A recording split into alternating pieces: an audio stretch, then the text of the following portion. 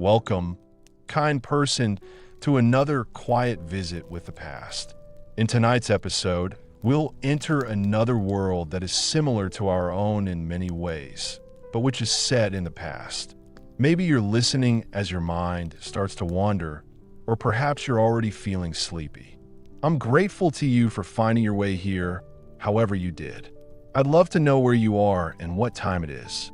The idea of this quiet story spreading across the world always makes me smile. If these bedtime stories about history help you relax, remember to subscribe. There are going to be lots more peaceful nights. In this video, I'm going to reveal the everyday lives of ancient Egyptians from every social class, from the poorest farmer to the wealthiest merchant. We'll explore what they ate for breakfast, how they handled their most private moments, what their work schedules looked like, and even how they entertained themselves when the sun went down. But first, let me show you just how detailed this reconstruction is. We know exactly what time most Egyptians woke up, what they used instead of toothbrushes, and even how they dealt with workplace dramas that would make your office politics look easy. So, let's start our day as an ancient Egyptian would have, right at sunrise along the Nile River. Picture this. It's about 3000 BC, and the first rays of sunlight are slowly appearing on the eastern horizon. For most ancient Egyptians, this was more than just the start of a new day. It was the daily rebirth of the sun god Ra. It was really important not to miss this moment. In contrast to today, when we fight with alarm clocks and snooze buttons, ancient Egyptians naturally followed the sun cycle in ways that would seem almost magical to us now. The average Egyptian family lived in a house made of mud bricks. These houses were designed to work with the desert climate. These weren't the huge stone monuments we see in documentaries. We're talking about practical, efficient homes with flat roofs that provided extra living space, thick walls that kept the interior cool during hot days, and small windows that caught the breeze while keeping out the worst of the sandstorms. When the sun came up, the first person to wake up in most homes was usually the woman. Now, before you think this was because of some unfair system controlled by men, the truth is much more simple. Women in Egypt often had control of the family's money, were in charge of businesses, and had a lot of influence in society. The early rise was simply because someone had to start making the bread. In ancient Egypt, fresh bread was eaten not just for breakfast. It was literally the foundation of every single meal. But here's where it gets interesting. Making this everyday bread tells us a lot about how these people lived. First, they had to use stone tools to grind grain, which was very hard work that could take hours. The grain itself came from emma wheat or barley, and the quality of your bread directly reflected your social status. Rich families had servants to do this, while poor families often had to wake up even earlier to get it done before it got too hot. While the bread was being prepared, the other family members were doing what they usually do in the morning, but it looked very different from our morning routine. The ancient Egyptians were very clean and hygienic, but they didn't have running water or modern toilets. Instead, they used a system that was both clever and took a lot of work. Every morning, the family would wash using water stored in big pots. This water had to be carried from the Nile or from local wells, and it was precious enough that every drop was used efficiently. They cleaned their teeth using frayed twigs, often from the Salvadora persea tree, which actually has natural antibacterial properties. Some richer Egyptians even had a kind of toothpaste made from ground pumice, salt, and mint. But perhaps most surprisingly, both men and women wore makeup every single day. This wasn't just about vanity. The famous black coal eyeliner that we think of when we think of ancient Egypt had many uses. It helped protect their eyes from the harsh desert sun. It had antibacterial properties that prevented eye infections, and it was believed to protect you spiritually from evil forces. The way they did this makeup was actually a very complicated ritual that tells us a lot about what was important to the Egyptians. They used mirrors made from polished bronze or silver. The rich people had special sets for putting on makeup. These sets had many containers for different things. The coal was made from galena or malachite, which were ground up, mixed with animal fat or oil, and then painted on with small sticks or brushes. Both men and women made their eyes look bigger by extending the lines beyond the natural shape of the eye.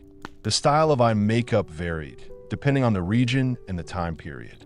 When everything was ready in the morning, it was time for the first meal of the day. This is where we start to see the huge differences between social classes that defined every aspect of Egyptian life. For a rich Egyptian family, breakfast might include fresh bread, honey, figs, dates, cheese made from goat or cow's milk, and even meat left over from the night before. They might drink beer, which was actually safer than water and was consumed by people of all ages, including children. This beer was thick, nutritious, and had a relatively low alcohol content, making it more like a liquid bread than the beer we know today. But for a normal farming family, breakfast was much simpler. Something like bread that is not too refined, perhaps with onions or garlic added, and weak beer or water with herbs added to give it flavor. Meat was something to be savored, not something you could have every day. Fresh fruit was something to look forward to, but not something you could have every day. However, no matter what social class they were, every Egyptian family faced the same challenge as the day progressed: the relentless heat of the desert sun. This affected how they planned their daily activities and created work patterns that were very different from anything we experience in our modern, climate-controlled world. Most outdoor work had to be done early in the morning, from sunrise to about 10 a.m. As the temperature got higher, people would go to the coolest parts of their homes or find shade. This wasn't because they were lazy. It was a matter of survival. Working in the hot Egyptian sun could literally be fatal. Everyone knew this basic fact. This brings us to one of the most important parts of daily Egyptian life: their work. And surprisingly, most ancient Egyptians weren't building pyramids. The period in which pyramids were built was actually relatively short in Egypt's long history.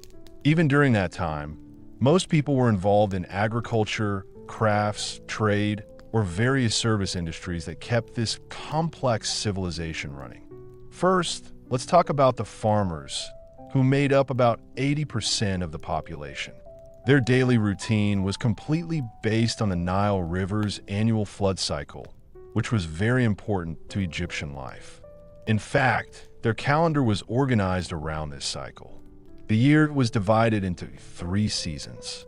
The flooding season is called Per, the growing season is called Shurmu, and the harvest season is called Per. During the Aket season, when the Nile flooded and covered the farmland with fertile silt, farmers couldn't work their fields. But this didn't mean they were idle. Many were recruited for public works projects, including the construction of monuments, temples, and, yes, sometimes pyramids.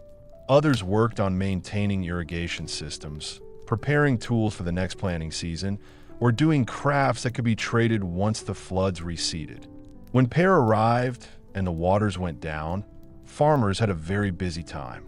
They had to use wooden plows pulled by oxen to plow the muddy fields, plant their crops, and then fight against pests, weeds, and the ever-present threat of drought or unexpected flooding. But here's what makes Egyptian farming so different from what you might expect. These weren't small family farms. Most farmland was owned by the pharaoh, temples, or wealthy nobles. The farmers were actually tenant workers or sharecroppers. They had to give a lot of the food they grew to their landlords and the state in the form of taxes. Farmers' lives during planting season were busy. They got up before sunrise to get things started. After their simple breakfast, they would head to the fields carrying wooden tools like hoses, sickles, and baskets. The work was very hard. It involved breaking up clouds of earth, removing stones, planting seeds by hand, and constantly maintaining the complex network of irrigation channels that brought Nile water to their crops. Women often worked alongside men in the fields, especially during harvest time, but they also had special roles. Many people were responsible for winnowing grain, which involved using large baskets and the desert wind to separate the wheat from the chaff. Others stored the crops they had harvested. This required them to know how to protect the grain from insects, rodents, and moisture. Children weren't allowed to have a holiday either. As soon as they were old enough, usually around age 5 or 6, they started helping with simple jobs like scaring birds away from crops or carrying water. By the time they were about 13, they were expected to do a lot of the family's work. But farming was just one part of the very complicated economic system that made ancient Egypt work. In the towns and cities along the Nile, people lived very differently. One that involved people who made things, sold things, wrote things, and did jobs, whose daily lives were affected by different pressures and opportunities. Think about what it was like for a carpenter in ancient Thebes every day. His morning would start in the same way as farmers' mornings, with simple food and the use of protective coal. But instead of going to work in the fields, he would walk to his workshop carrying tools that were very advanced for the time. Egyptian carpenters used special tools made of copper and bronze. These included chisels, saws, adzes, a tool used for carving, and measuring tools. With these tools, the carpenters could make furniture, boats, coffins, and parts of buildings with great accuracy. Even today, these tools are still used by modern craftsmen. Their daily work involved more than just cutting and shaping wood. It also involved the complicated process of getting materials in a desert environment where good timber was often imported from Lebanon or Nubia. The way people interacted with each other in the workshops was really interesting. Master craftsmen were in charge of training apprentices in a system that was a mix of education and exploiting workers. Young boys would be taught by masters for years. They would learn technical skills, business relationships, quality standards, and artistic traditions. This would allow them to set up their own workshops. But what's really interesting about Egyptian craftsmanship is it wasn't just about making useful things. Each piece was expected to be both practical and spiritual. A carpenter making a chair wasn't just concerned with whether someone could sit on it comfortably. He also had to make sure that the proportions, decorations, and even the wood selection matched Egyptian beliefs about harmony, protection, and the connection between the physical and spiritual worlds. This spiritual side of life affected every part of their daily work in ways that might seem strange to us today. Before starting any important project, craftsmen would often make offerings to Peter, the god of craftsmanship, or to other gods connected to their specific trade. The workshop itself might contain small shrines where workers could pray for protection from accidents or for inspiration in their work. Most craftsmen work from sunrise to sunset, just like farmers. People are very busy in the morning, less busy in the middle of the day when it is hottest, and then busy again in the late afternoon and early evening. But unlike farmers whose work was seasonal, craftsmen had to keep producing all year to keep up with the constant demand for their goods. This brings us to one of the most important but often overlooked aspects of ancient Egyptian daily life: the amazing complexity of their economy and how trade affects people's daily lives. Egypt wasn't a society that existed in isolation along the Nile. It was actually the center of a very advanced trade network that stretched from the south of the Sahara in Africa to the Mediterranean, and from the Red Sea to the western oases of the Sahara. This meant that the daily lives of many Egyptians were shaped by the constant movement of goods, people, and ideas in and out of their communities. Think about what it was like for a merchant in ancient Memphis, one of Egypt's most important trading centers. His day wouldn't just start with the usual morning routine.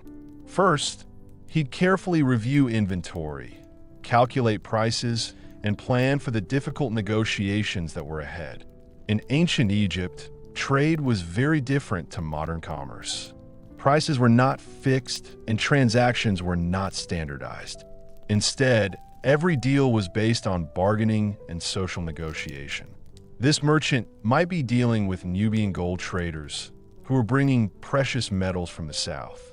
They might also be dealing with Lebanese cedar merchants who were offering high-quality timber that Egypt desperately needed.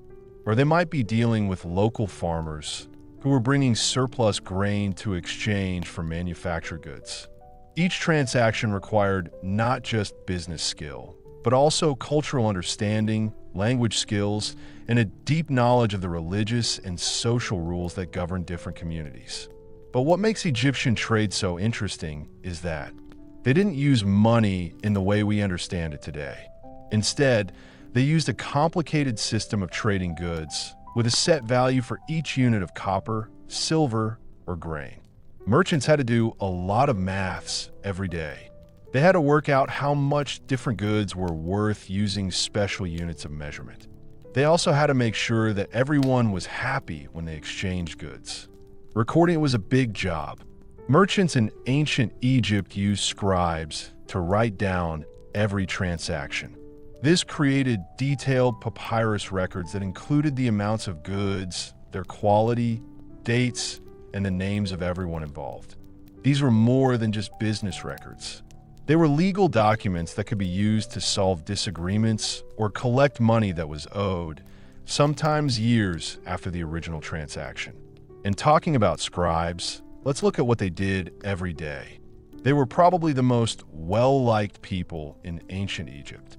Becoming a scribe was one of the only ways for someone from a poor background to move up in society, and the training was very hard and life-changing. A young scribe's day started with hours of practice. They copied hieroglyphic texts to learn the symbols and how to prepare papyrus, mix inks, and maintain the reed pens that were essential tools. This wasn't just about practicing writing. It was a very difficult education in literature, mathematics, law, religion, and administration that could take 10 years or more to complete. Master scribes worked in different places, and these places affected what they did every day. Some of them worked at temples. There, they recorded religious ceremonies, managed the temple's money, and copied holy books. Others worked for government administrators, recording tax collections, legal proceedings, and official letters. The most elite scribes worked in the royal court. Their daily responsibilities might include drafting diplomatic letters, recording the pharaoh's decrees, or maintaining the complex genealogical and ceremonial records that legitimized royal authority. But no matter what their job was, all scribes had the same daily challenges. They had to look after their materials very well in the harsh desert environment, protect their papyrus from insects and moisture, and make sure that their writing was of the standard expected in a culture where written records were considered to have magical as well as practical power. The social dynamics of a scribe's daily life were particularly complex because they worked with people from different social classes.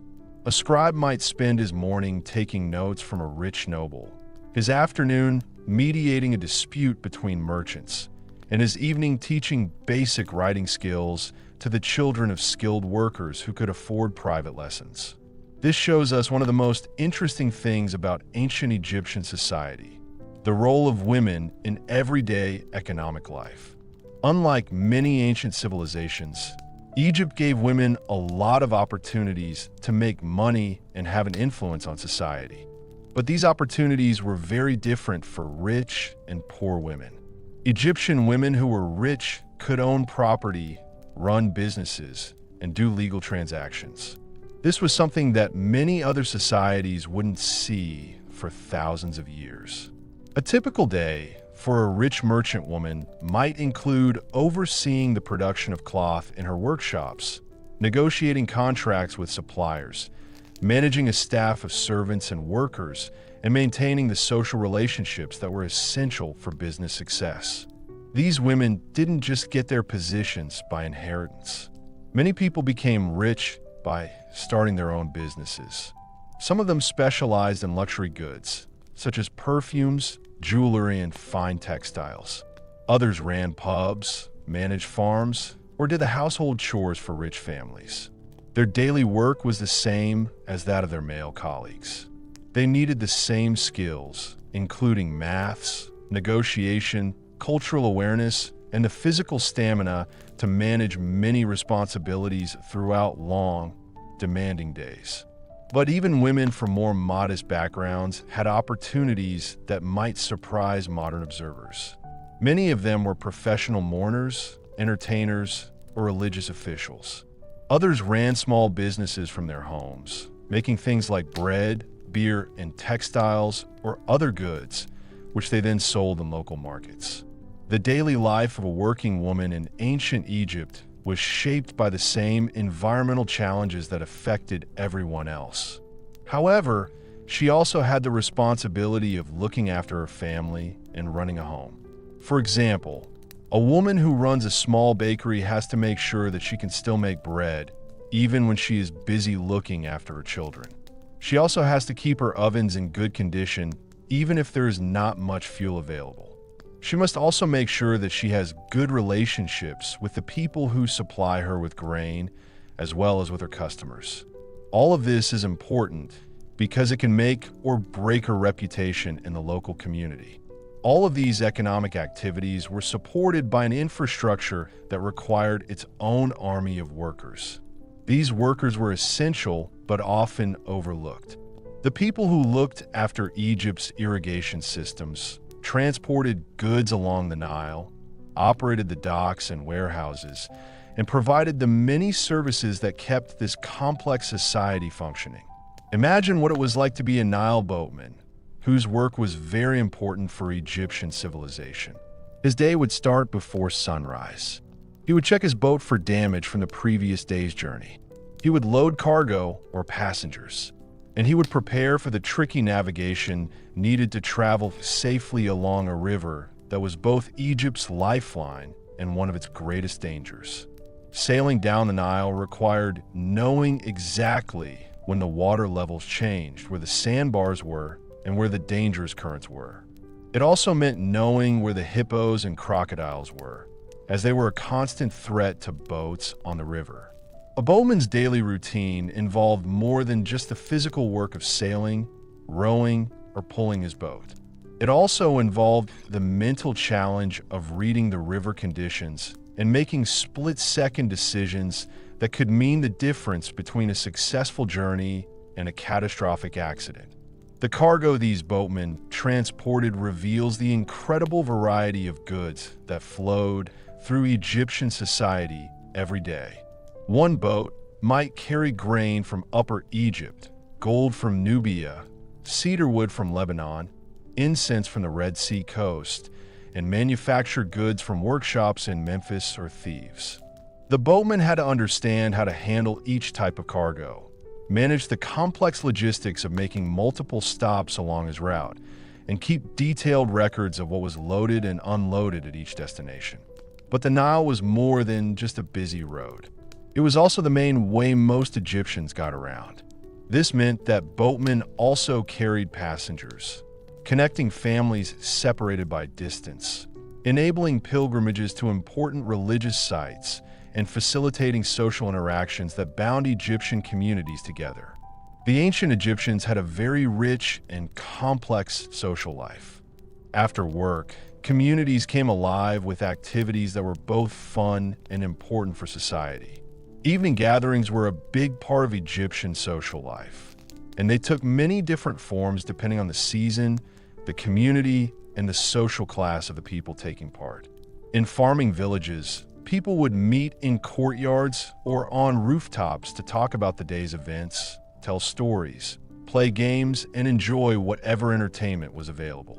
Music was a big part of these get-togethers, and it tells us a lot about what the Egyptians thought was important and what their lives were like.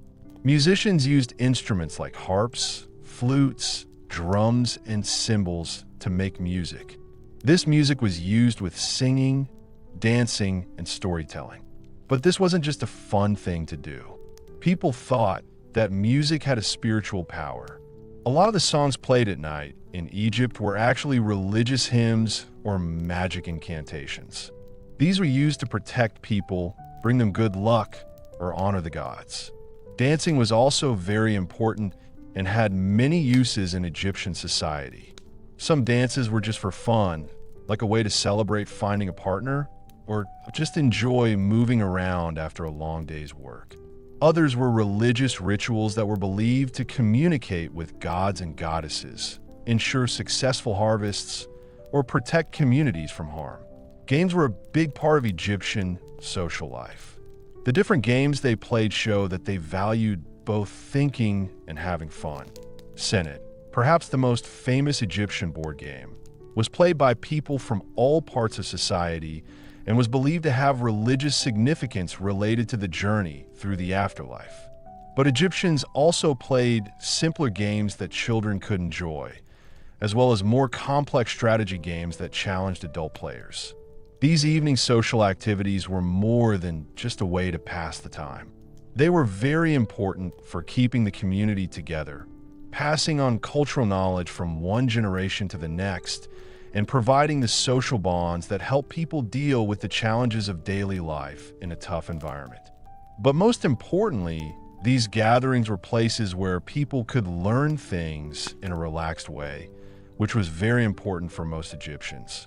Children learned about their culture, history, and place in society not through formal schooling, which was available only to a small elite, but through the stories, songs, and conversations that filled their evenings. The way of life in Egypt changes with the seasons. This means that social patterns change throughout the year. This creates a community calendar that is full of variety. During the flood season, when people couldn't work outside, communities had more time for special celebrations, long storytelling sessions, and spending a lot of time together, which made relationships stronger and solved arguments. Harvest time brought different kinds of gatherings, often focused on working together that required the community to plan. These weren't just economic activities. They were social events that combined necessary work with celebration, competition, and the strengthening of social bonds that would help communities get through the challenges of the coming year. Religious festivals were another important part of Egyptian social life. They were a time when the whole community would come together for celebrations that could last for days. These festivals weren't serious religious events. They were happy community events that combined religious worship with eating, music, dancing, and the kind of social interaction that was important for keeping the complex relationships that held Egyptian society together. Getting ready for these festivals every day shows another important part of Egyptian life. Their society works because they put a lot of thought and preparation into how it will function. Organizing a big religious festival took months of preparation. This involved craftsmen who made decorations and ceremonial objects. Farmers brought extra food. Musicians and dancers prepared special performances, and religious officials made sure that all the ceremonial requirements were met. This level of coordination was necessary for almost every part of Egyptian life. From the yearly flood cycle, which needed everyone in the community to work together to manage the water systems, to the complicated trade relationships that brought goods from across the known world to Egyptian markets. This brings us to one of the most amazing things about ancient Egyptian daily life. How did they manage to create and keep one of the world's oldest civilizations, even though they faced challenges that would seem impossible to us today? The coordination needed for this was impressive, not just in terms of organization. It was absolutely essential for survival. If it hadn't been there, Egyptian civilization would have fallen apart within a few generations, but it lasted for over 3,000 years. This brings us to the perhaps most underappreciated aspect of daily Egyptian life: the amazing way they solved problems. Every day, ordinary Egyptians had to deal with challenges that would be difficult for most people today. They had to predict weather patterns without meteorology, manage complex agricultural systems, without modern tools, maintain public health without understanding germ theory, and coordinate massive construction projects without computers or even written mathematical formulas as we know them today. Take food storage, for example. In a society where a failed harvest could mean starvation for thousands of people, storing food was literally a matter of life and death. Egyptian families didn't just throw their grain into containers and hope for the best. They developed complex systems involving different types of storage, each designed for specific types of food and specific storage times. They used jars sealed with beeswax and resin for liquids like oil and wine.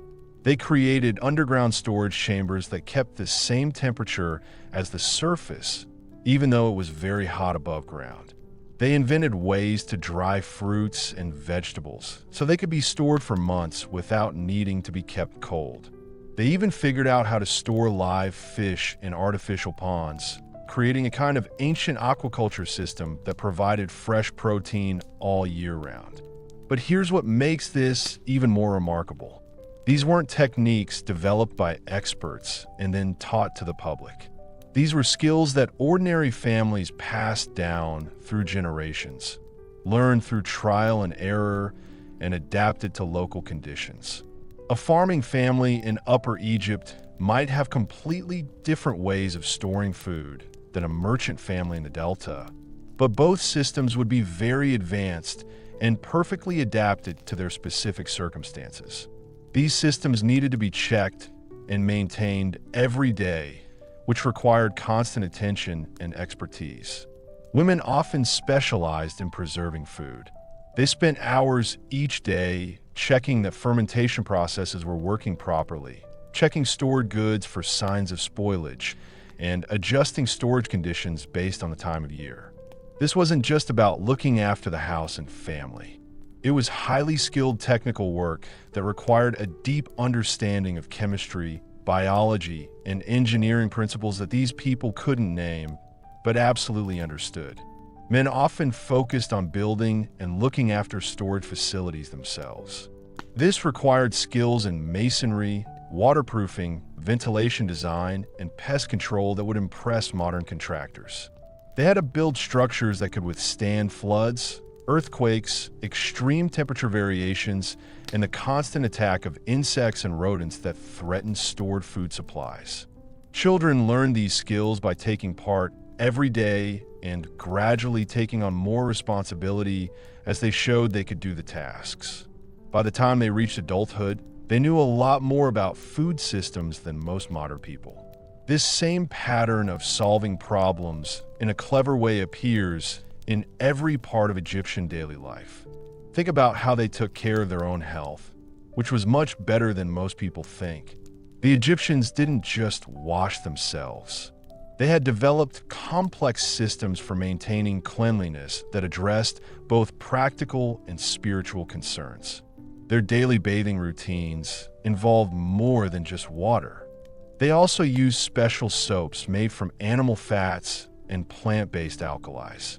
They used different soaps and cleansers for different parts of the body. They knew that skin on the face needed different treatment than skin on the hands or feet. They had special products to keep their hair healthy in the desert, and they still wore their hair in fancy styles that showed they were important people. But Egyptians had more than just basic cleanliness on their agenda. They also had daily health practices that show how much they knew about preventing illness. They used various plant-based treatments to protect against common illnesses, followed dietary practices that modern nutritionists would recognize as good for them, and did physical activities that were designed to keep them strong and flexible for life. The daily routine of an Egyptian family included exercises that we would call physical therapy, though they would not have used that term. People regularly stretched, did strength training using their daily work activities, and took part in games and dances that kept their heart healthy and their muscles coordinated. Women often specialized in herbal medicine. They maintained gardens of medicinal plants and prepared remedies for everything from minor cuts and bruises to serious illnesses. Their daily routines included checking and tending to these gardens, preparing and storing various herbal treatments, and sharing the knowledge systems that allowed them to diagnose and treat health problems in their families and communities. Their medical knowledge was very advanced. They knew how important it was to clean wounds and had made antiseptic preparations that actually worked. They knew how to set broken bones, treat various skin conditions, and manage pain using plant-based medicines that contained active compounds similar to modern pharmaceuticals. But perhaps most impressively, they understood the connection between mental and physical health in ways that modern medicine is only beginning to rediscover. Every day, they did activities that helped them feel emotionally balanced, connected to others, and spiritually well. They knew that these things were important for overall health, so they also applied this way of thinking to their work. Egyptian craftsmen weren't just focused on making things. They made sure their workers were happy and productive. The workshops were designed to make the most of natural light and keep the heat down. Make sure you have a good mix of busy and restful days at work. The way workers were organized in workshops meant that they had support from their colleagues to deal with problems at work and at home. The daily life of a workshop supervisor shows just how complicated these issues can be. He had to coordinate the technical parts of making the products, manage the relationships between workers with different skill levels, make sure that quality standards were kept, handle the business relationships with suppliers and customers, and maintain the workshop facilities themselves. But as well as these obvious responsibilities, he also helped people as a counselor, mediator, and community leader. The workers told him about their personal problems, which meant they were finding it hard to do their job well. He had to deal with competing demands from different customers while also making sure his workers were treated fairly. He was a bridge between his workshop and the local community. He spoke up for his workers when the community made decisions, and he made sure his business helped the community in the right way. This approach to leadership was necessary because Egyptian society was very interconnected. If there's an issue in one workshop, it can have a knock-on effect on suppliers, customers, and competitors in the community. A good manager understands these connections and plans for the bigger picture. The same complexity appears in the daily lives of religious officials who did much more than we might expect from modern religious leaders. A typical temple priest day was busy. It included not just religious ceremonies, but also administrative duties, educational responsibilities, and community service obligations. This made him a central figure in local society. His morning routine began before sunrise with personal purification rituals that were far more elaborate than those required of ordinary Egyptians. He had to maintain higher standards of personal hygiene, follow stricter dietary restrictions, and engage in daily meditation and prayer practices that prepared him for his various responsibilities. But once he had finished getting ready, he had to balance many different roles. He might spend the early morning conducting religious ceremonies, the late morning teaching children basic reading and maths, the afternoon mediating disputes between community members, and the evening managing temple finances and coordinating with other religious officials. Education was very important because only a small group of people had access to formal schooling. For most children in Egypt, the local priests were the only ones to teach them how to read and write, as well as basic maths. They also taught them the things they needed to know to live in their society. This educational process wasn't just about transferring information. It was about making sure that cultural traditions were passed on from one generation to the next. Through daily interactions with children and their families, priests made sure that Egyptian values, traditions, and practical knowledge systems were kept alive and adapted to changing circumstances. Every day, the young people had lessons and also received informal teaching to help them understand their place in society and develop the skills they would need as adults. A priest might spend part of his day teaching a future scribe how to prepare papyrus, part of his day helping a young craftsman understand the religious importance of his work, and part of his day counseling parents about how to guide their children's development. But perhaps the most important part of a priest's job was his role in looking after the complicated religious systems that provided the spiritual foundation for Egyptian civilization. This wasn't just about conducting ceremonies. It required a deep understanding of religious principles, the study of stars, maths, and the kind of organizational skills needed to coordinate religious activities across many temples and communities. The daily maintenance of these religious systems shows just how advanced Egyptian civilization had become. Priests had to keep track of different calendars at the same time. They also had to coordinate their activities with the cycle of the land and political events. They had to keep accurate records of religious obligations and ceremonial requirements. And they had to make sure that religious practices remained consistent, even across great distances and over a long period of time. This level of coordination was possible only because Egyptian society had developed incredibly effective communication systems that allowed information to flow rapidly across the entire kingdom. The daily life of a royal messenger shows how these communication networks actually worked. A messenger's day started with careful preparation. This was important for their personal safety and to keep their messages secret. He had to plan his route based on the current conditions along the Nile, how the conditions for traveling change with the seasons, and the political situation in different regions. His job was very hard on his body. Depending on how important the message was and how far he had to go, he might spend days traveling by boat, on foot, or using donkeys or other animals to carry his things. He had to deal with not just geographical challenges, but also the complex social and political relationships that determined how he would be received in different communities. But, as well as the physical challenges, messengers also had a big responsibility. They had to make sure that the information systems that kept Egyptian civilization together worked well. They transported not just official government communications, but also personal letters, business documents, religious instructions, and the kind of informal information that allowed communities far apart from each other to organize their activities. The daily routine of getting these messages ready, protecting them, and delivering them required skills that combined physical strength with intelligence. Messengers had to be able to read and write, understand the political implications of the information they carried, keep their communications secret, and be able to adapt quickly to changing circumstances that might require them to alter their plans or find alternative routes. Their work also required them to have a deep understanding of different cultures, which allowed them to work well in communities with different customs, dialects, and social structures.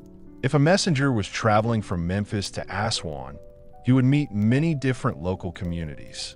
Each community was different, with its own particular characteristics. He had to understand how to approach local leaders, follow the right social rules, and avoid misunderstandings. Otherwise, his mission might be delayed or he might even get into danger. This cultural variety was necessary because Egyptian civilization wasn't as uniform as we might imagine. While there were certainly shared values, religious beliefs, and social structures that united the kingdom, there were also significant regional differences that reflected different environmental conditions, economic specialisms, and historical experiences. The daily life of people in the Delta region was different to that of people in Upper Egypt or Nubia. Coastal communities were part of Mediterranean trade networks, but had to deal with different security threats. Desert oasis communities had found ways to manage their limited water resources, but they did not have the same access to certain goods that river communities took for granted. These differences meant that different areas could focus on different things, and this made Egyptian civilization richer. But they also needed advanced coordination systems that could handle the complexity without losing the benefits of diversity. The daily work of local administrators shows how this coordination actually worked in practice. A provincial governor's day involved balancing what was needed locally with what was needed nationally. It also involved managing relationships between different communities within his area, working with other governors to deal with regional challenges, and communicating with the royal court to keep central authorities informed about local conditions. His job included everything from collecting taxes and solving legal disputes to looking after infrastructure and recruiting for the military.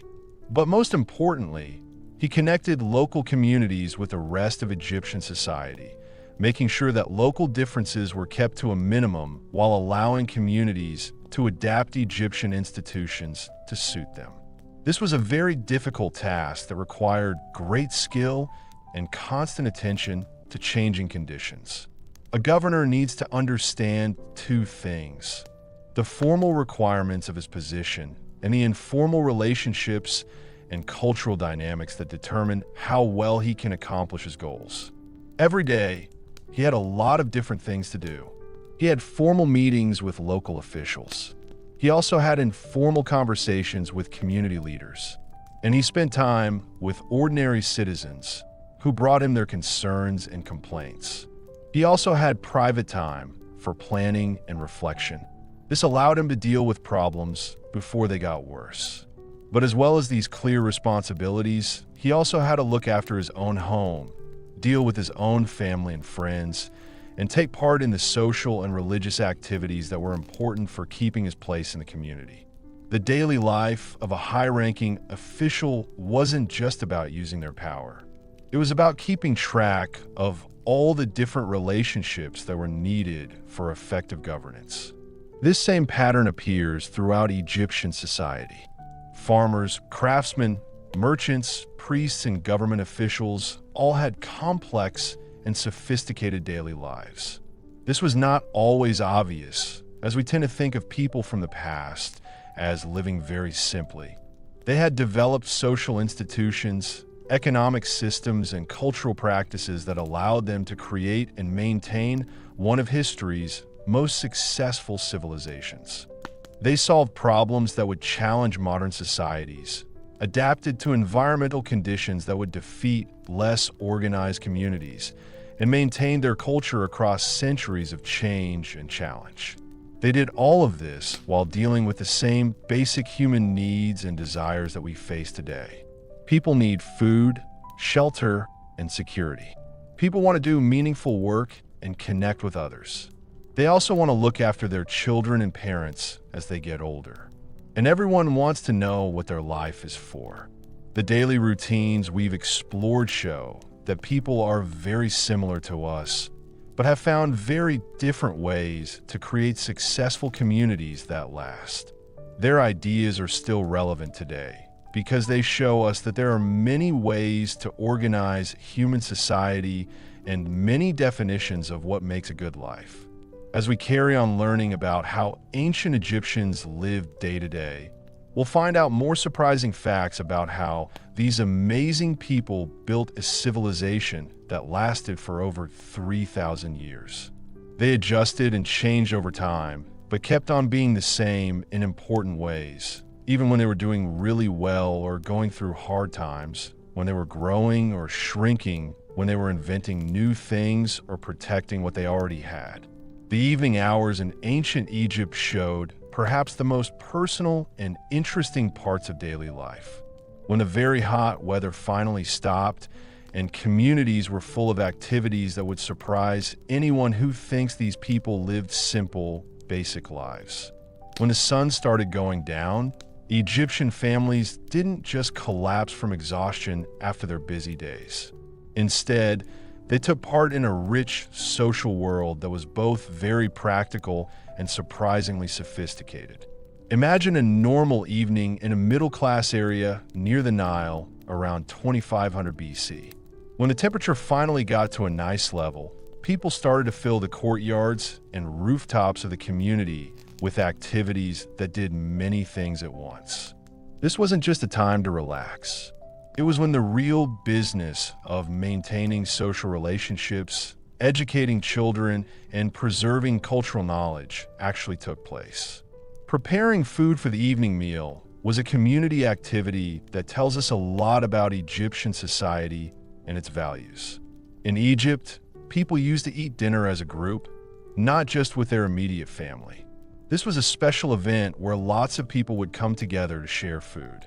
The process of preparing these evening meals was very organized, which is something that modern event planners will be very impressed by. Different families took on different jobs, not just because they didn't have enough resources, but also because this way of working together made the community stronger. One family might be known for their excellent bread baking, another for their skill with vegetables, and another for their ability to prepare meat in ways that make the most of both flavor and how well it keeps. Women often took charge of organizing the meals, but this leadership role was about more than just cooking. They also had to negotiate about who would contribute what, how resources would be shared, and how the food would be shared out to everyone. These negotiations required great diplomatic skills. This is because they had to balance practical things like money and culture with how people act in society. Most people don't realize how amazing the technology was. Egyptian cooks didn't just throw ingredients together and hope for the best. They had developed advanced methods for controlling heat, managing cooking times, and combining flavors. This meant that the food was much more complex than the simple bread and beer diet that most people think of when they hear about ancient Egypt. Their ovens were amazing pieces of engineering. They were designed to keep the same temperature, even when there was not much fuel or when the conditions outside were really extreme. They understood how to ferment food to make more than just bread and beer. They also used fermentation to make cheeses, preserve vegetables, and sauces. This added variety and nutrition to their diet. They had developed ways to mix spices using herbs and aromatics that were available locally and imported from other countries. This created flavor profiles that were both delicious and good for your health. But most importantly, they knew how to stay safe from diseases that can spread easily and can ruin a community without modern medicine. They knew which combinations of ingredients kept things fresh, which cooking methods got rid of harmful bacteria, and how to store things so they didn't go bad in hot, humid weather. The evening meal was a carefully planned social event that was much more than just a way to feed people. The seating plan showed the different levels of importance in the community, but also meant that older and younger members could help each other. The order in which different dishes were served encouraged people to chat and share information, and helped to keep communities close-knit. Children weren't just given food when their parents had dinner parties. They took part in long and complicated learning processes that taught them everything from practical skills to cultural values. While adults were eating and talking, children were learning about food preparation, how to behave in social situations, economic relationships, and the many obligations and opportunities that would shape their adult lives. The stories told during these evening meals weren't just for fun. They were clever information management systems that saved historical knowledge, technical expertise, and cultural wisdom in ways that made them memorable and personally meaningful. A story about a clever farmer who tricked a dishonest merchant wasn't just amusing. It taught practical lessons about business relationships, negotiation strategies, and ethical principles that listeners could apply to their own lives. Religious stories did the same thing. They taught people about life, but they also made people feel better and helped them deal with problems. Stories about gods overcoming obstacles, heroes persevering through difficulties, and communities surviving disasters provided both practical guidance and emotional reassurance. This made people stronger and more united. The music played at these evening gatherings shows that they are very sophisticated. Egyptian musicians weren't just playing random tunes to provide background entertainment. They played complicated music that had many purposes. It made people feel different things, helped them bond with each other, share their culture, and let people express themselves. The instruments themselves were amazing technology. They needed people to understand a lot about acoustics, materials, and how things are made. Harps had to be built with exact tension systems that kept them in tune even when the temperature was very different. Drums needed animal skins that were prepared in a certain way to make them produce specific sounds and last a long time. Flutes and other wind instruments needed precise measurements and finishing techniques that created accurate pitch relationships and nice sounding bars. But beyond the technical aspects, Egyptian music was also important for people's mental health and for society as a whole. Different types of music were used to create specific feelings that helped people deal with problems like grief or celebrate achievements. The dancing that went with this music was more than just a way to pass the time. It was a complicated way of communicating that allowed people to express ideas and emotions that were difficult to convey using words. Different types of dance served different social purposes, from the way people used to get together as a couple before they got married, to religious ceremonies that help people feel connected to their faith, to competitive displays that show who is in charge without using violence. Children learned these dance forms by taking part every day. They gradually mastered not just the physical movements, but also the cultural meanings and social context. These made dancing an effective tool for building the community and for personal expression. By the time they were adults, most Egyptians had a vocabulary of physical movement that allowed them to take part in complex social interactions that strengthened community bonds while providing outlets for individual creativity. Games played during these evening hours show another side of Egyptian sophistication that challenges what we thought we knew about ancient life. These weren't just simple ways to pass the time. They were educational tools that taught everything from maths to strategic thinking. Board games like CNET were about more than just having fun. They also taught people about social skills and ethical principles. They were advanced computer simulations that helped players understand difficult ideas about probability, the likelihood of events happening, planning, and decision-making when there is uncertainty. The religious symbolism in these games made it possible to talk about spiritual ideas in a way that was interesting and meaningful. Physical games and competitions taught people new skills and helped them survive in a hard environment. Wrestling matches, running competitions, and various ball games weren't just fun. They were training systems that helped people stay physically fit and competitive. This was so they could do their jobs well and help to protect their community. But most importantly, these games let people of all ages and backgrounds get together and have fun, which made the community stronger and helped solve problems without fighting. In the evening, people had time to look after and make the things they needed to live their daily lives in Egypt. This wasn't just a boring task to fill up time. It was very important for the economy and required special skills and careful coordination between different community members.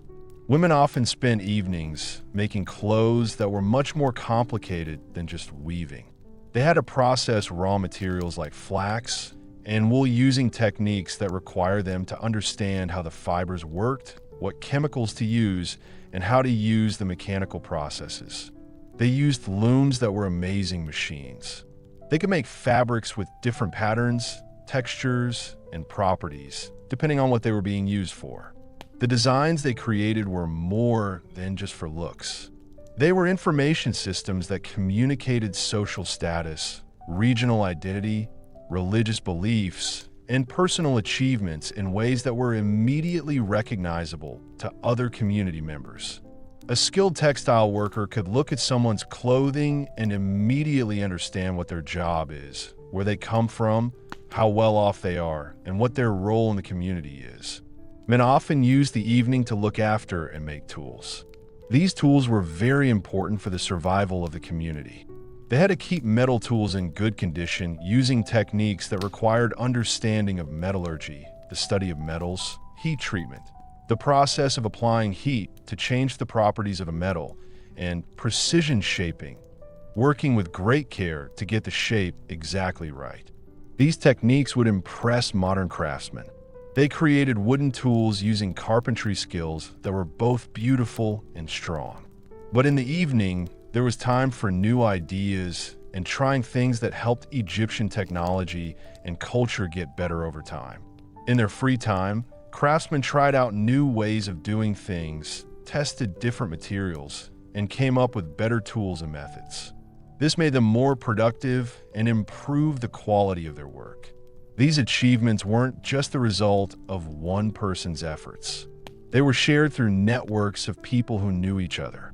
These networks connected craftsmen who specialized in different things and lived in different places. A carpenter who invented a better way of making joints would teach other woodworkers, who would adapt and improve it further. This would make Egyptian civilization stronger. The evening hours also provided opportunities for the kind of personal relationships and individual development that were essential for psychological well-being and social stability. Courtship rituals were more than just a fun way to get to know someone. They were complicated social processes that helped young people form partnerships that made the community stronger and happier. These courtship processes involved elaborate systems of gift exchange, artistic performance, and social interaction. This allowed potential partners to demonstrate their skills, values, and compatibility. This helped ensure successful long-term relationships. Parents and community elders were important in these processes. They were not in control, but they gave advice and helped young people deal with the difficult social and economic things that affected decisions about who to date. Marriage arrangements weren't just personal choices. They were economic alliances that affected the prosperity and stability of extended families and entire communities. People were able to talk and make agreements in more detail in the evening. This meant that the arrangements were created in a way that balanced what people wanted as individuals with what the community needed. But even before people got married, the evening hours were important for personal growth and individual expression, which are essential for human flourishing. People use this time for creative activities, learning, and spiritual practices that enrich their lives and contribute to the cultural wealth of their communities. The artistic activities weren't just hobbies. They were complex creative activities that needed years of training and constant improvement. Painters, sculptors, and other artists used to work in the evening. They used this time to improve their skills, try out new materials, and create art that was both beautiful and useful to the people in their communities. Musicians and poets used this time to write new pieces, improve their performance skills, and explore ways to push the boundaries of their artistic traditions while staying connected to the cultural values that gave their work meaning and social relevance. The evening hours were the most important part. This was because they gave people time to think about their experiences. They also helped them understand their place in the community, and they allowed them to gain the wisdom and perspective that made them good contributors to society. This was about personal development, but not just for the individual. It was the community's investment that made the people available to tackle shared challenges and achieve shared goals. Communities understood that people growing and improving themselves made the community better off. They made social systems to help and encourage this. The different evening activities that happen at different times of the year show how well-organized Egyptian society is. Different times of year brought different opportunities and challenges. These required people and communities to adapt.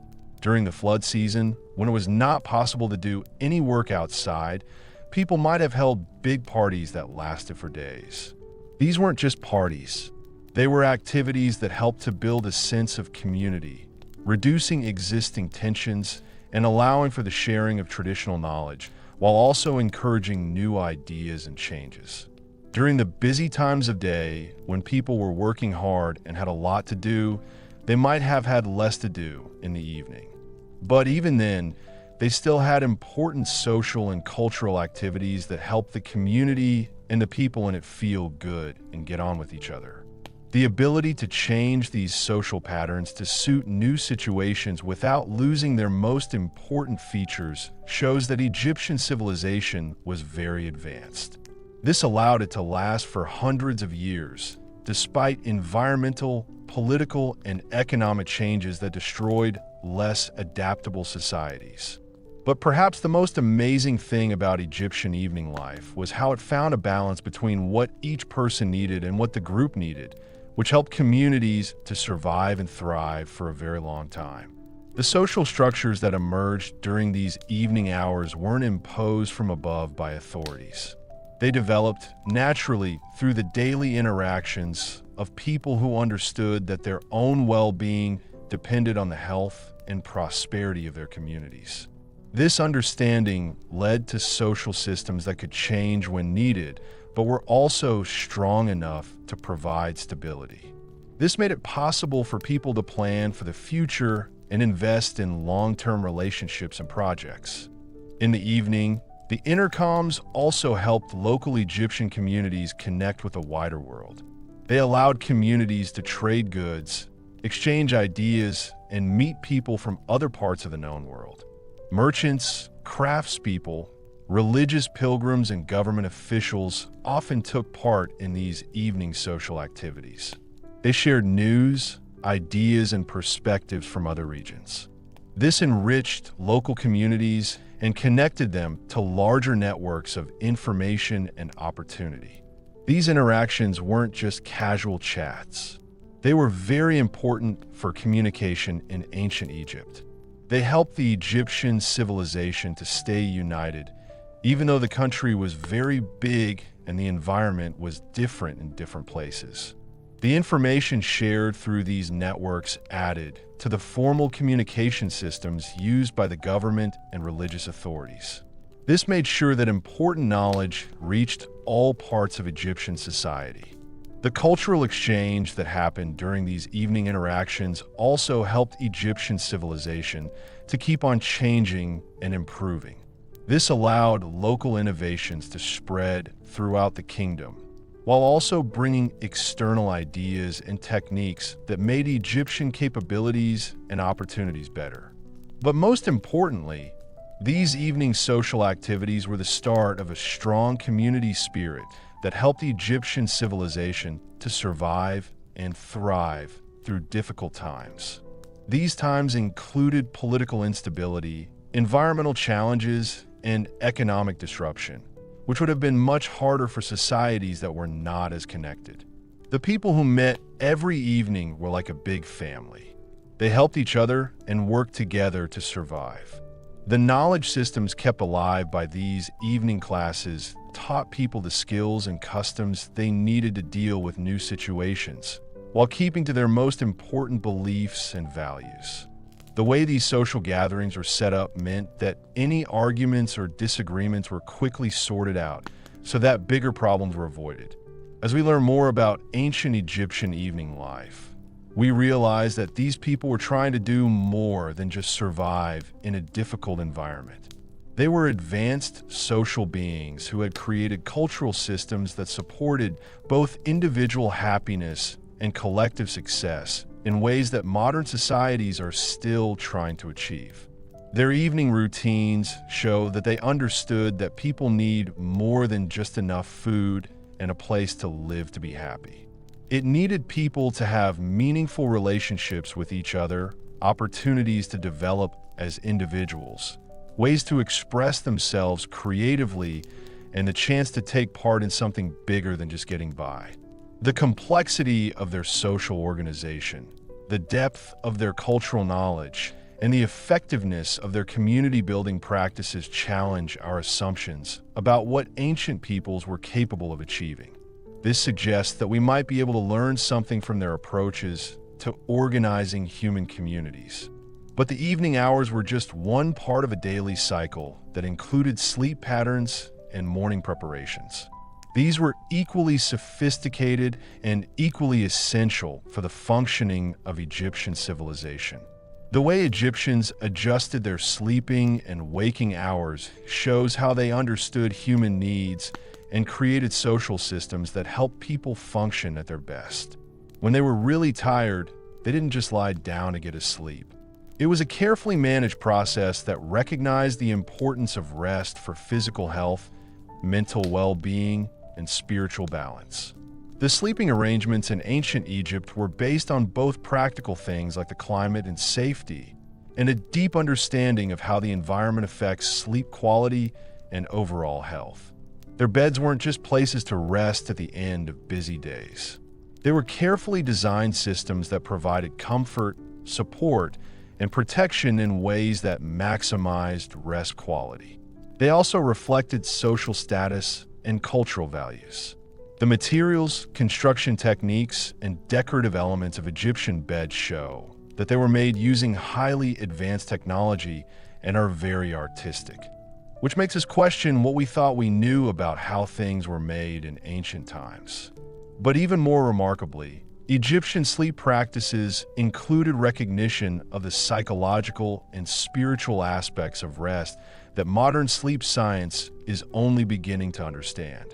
Their bedtime routines involve practices to process the day, prepare the mind for sleep, and maintain spiritual connections, which they believed were essential for well-being.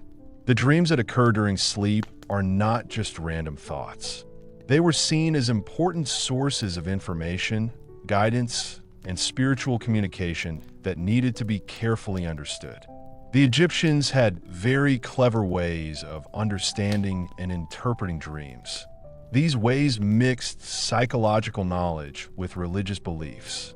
This gave people useful advice for making decisions in their daily lives. As the morning came around and the cycle continued, Egyptians didn't just wake up and stumble into another day. They did this by gradually getting ready for the future, which made them physically, mentally, and spiritually ready for the challenges and opportunities that lay ahead. These morning routines weren't just personal habits.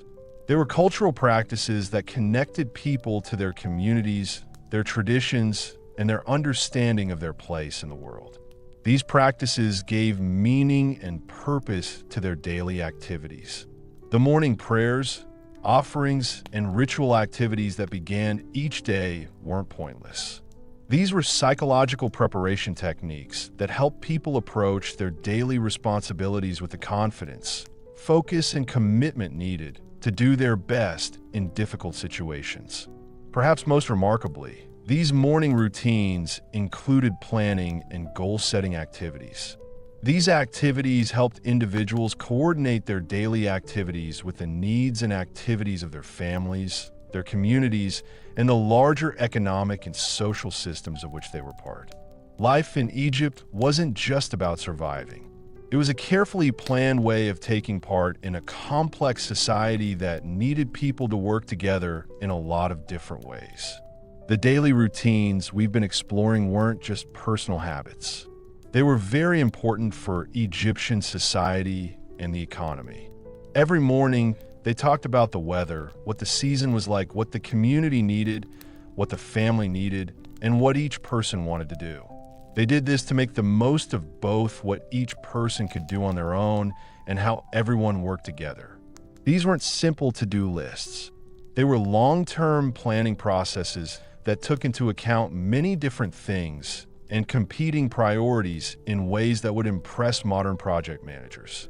The organization needed to make this system work shows that ancient people were able to do more than we thought. They had the same skills as us when it comes to communication and managing information. Yet somehow, millions of Egyptians were able to organize their daily lives in a way that created and kept going one of the world's most successful and long-lasting civilizations. As we carry on learning about what ancient Egyptian life was like, we begin to understand that these were people who happened to live a long time ago. They were intelligent people who came up with solutions to the most basic problems of human organization that we still use today.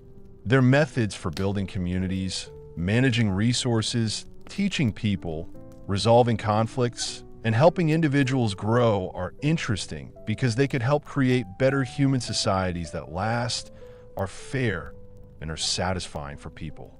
But to really understand these ideas, we need to keep looking at how people lived in Egypt every day.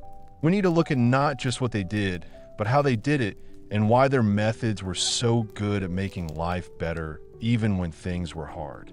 The coordination challenges faced by ordinary Egyptians reveal problem-solving abilities that would humble most modern communities. Think about what it was like for a small farming village during a harvest season. At that time, the timing of the harvest was very important. It meant the difference between having enough food to survive or not. Every family had to coordinate their harvesting activities with their neighbors, because farming in Egypt wasn't just about single plots of land. It was about managing complex irrigation systems that served multiple families, coordinating work exchanges that allowed smaller families to handle large harvests, and timing everything to take advantage of optimal weather conditions that might last only a few days. The village headman's daily routine during harvest season involved balancing many demands while also making sure everyone was working together. His day started before anyone else's, as he walked through the village and the surrounding fields. There, he checked on the conditions, found any potential problems, and planned the day's activities. He thought about things like how moist the soil was and family arguments that might affect how much work was done. But here's what makes this truly remarkable. He had to do all of this without any of the communication technologies we use today. There are no phones, radios, or written schedules for everyone to follow. Instead, he used a complex system of visual signals, verbal messages, and social rules that had been developed over many generations to make sure that everyone understood each other. The signal systems were very practical and well-designed. Different colored flags or banners showed what activities were happening or what was the most important thing to do. The drum patterns told people when to do things, where to do them, or what they needed to get them done. Even the way everyday objects like pottery jars or farming tools were placed could communicate important information to people who understood the local customs. Children played an important role in these communication networks. They were messengers who carried information between different work groups, different families, and different areas of the village. But they weren't just running around randomly delivering messages. They were taught complicated rules to make sure that information was sent correctly. They were also taught the skills they would need to organize themselves as adults. A normal child messenger knew lots of different types of message, understood how important each message was, and could choose the best way to deliver each message depending on who the recipient was and what they were doing at the time. They quickly learned to understand situations and decide if they should deliver a message straight away or wait for the right time. They also learned to decide if a message should be delivered to one person or shared with everyone, and if it needed any more information or explanation. This training was more than just practical education. It was through this that children learned about responsibility, discretion, and how important it is to communicate accurately for the good of the community. By the time they reached adulthood, they had communication skills that made them effective participants in the complex social and economic networks that held Egyptian society together.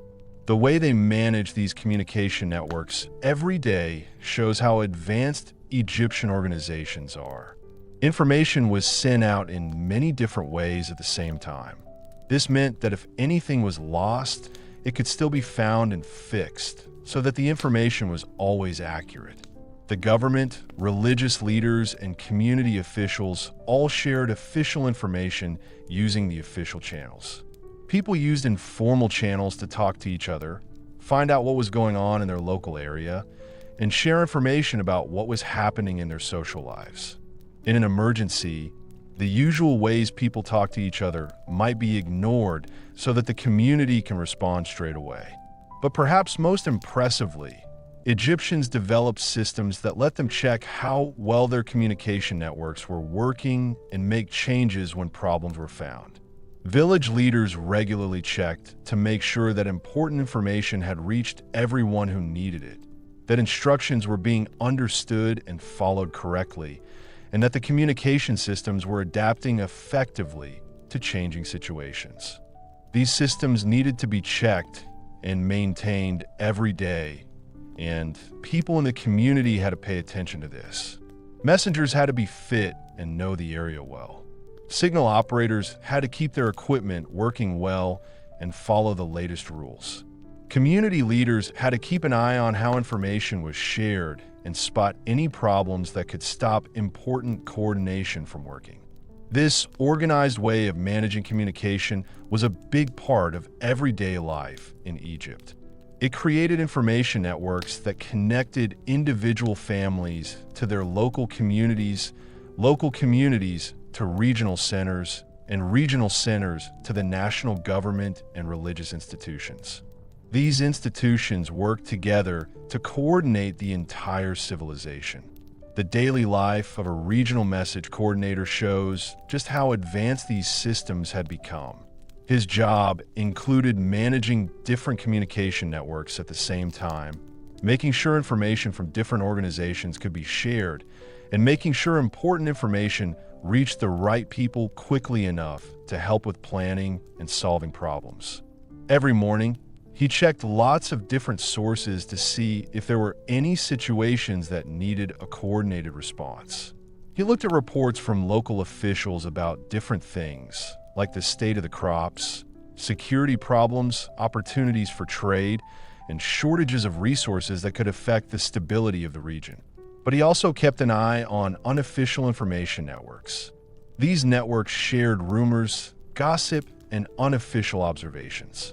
Sometimes, they provided early warning about problems that hadn't yet reached official attention. It was important to be able to tell the difference between reliable and unreliable informal information.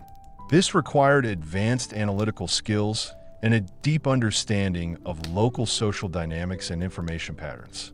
After he had checked the information environment, he faced the complex challenge of deciding which information needed to be sent to which people, in what format, and with what level of priority. This wasn't just about following set procedures.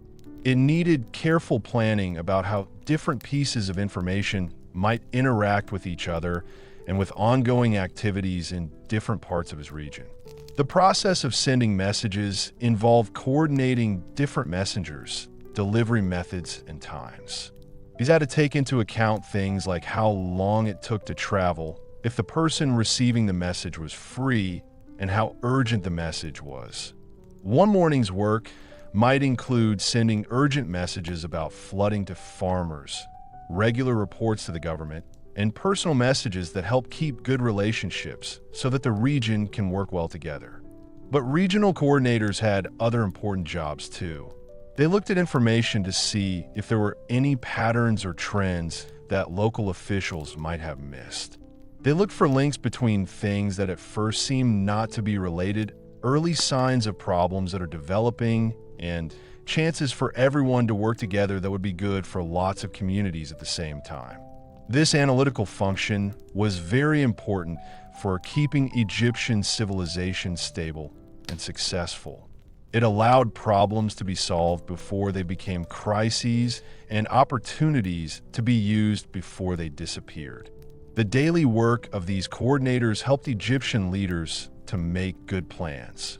This meant that they could manage their society well, even when things were always changing. The methods they used to process information were very advanced.